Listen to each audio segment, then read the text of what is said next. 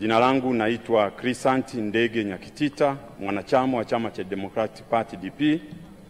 Nina umri wa miaka 52. Nimeoa.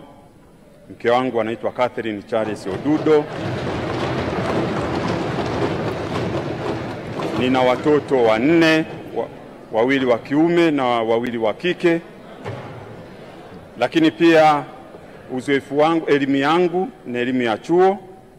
Lakini pia nina uzoefu katika masuala ya uongozi wa kisiasa, kwa maana kwamba nimewahi kuwa mwenyekiti wa wilaya wa chama, katibu wa mkoa, mwenyekiti wa mkoa katika chama cha Democratic Party katika mkoa wa Mara. Lakini kwa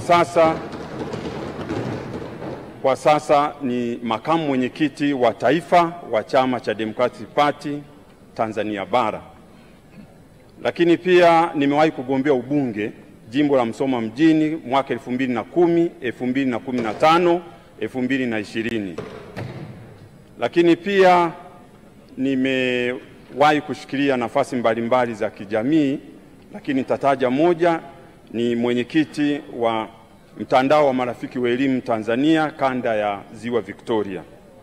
Lakini waheshimiwa wabunge, nia yangu kubwa ya kusimama mbele ya bunge letu tukufu, kwanza ni kuhakikisha kwamba naongoza bunge nikishirikiana na nyinyi kwa maana ya kulisimamia bunge ili liweze kuielekeza serikali vizuri, kwa maana ya kuishauri, lakini kupitisha bajeti mbalimbali za serikali, kwa maana kwamba tunavyotambua nchi yetu au dola yetu ina mihimili mitatu: bunge, serikali na mahakama.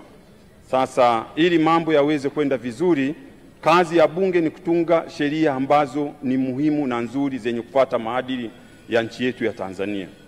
Kuna sheria zingine ambazo ni kindani, ambazo wengine wanatulazimisha tukizifuata basi tunapata ile misaada yao. Lakini mimi nikiwa kama spika, kwa kushirikiana na nyinyi wabunge, tutahakikisha kwamba sheria zote zinazokuja ndani ya bunge hili ni zile sheria ambazo zinaendana na maadili ya Mtanzania bila kujali misaada hiyo wanaoweza kutupatia.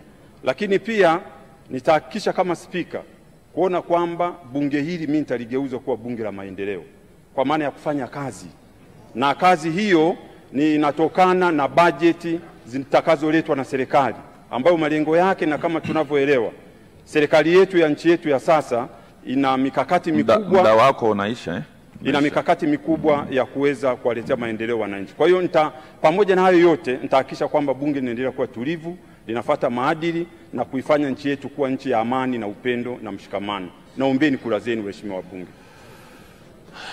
Asante sana kwa maelezo yako.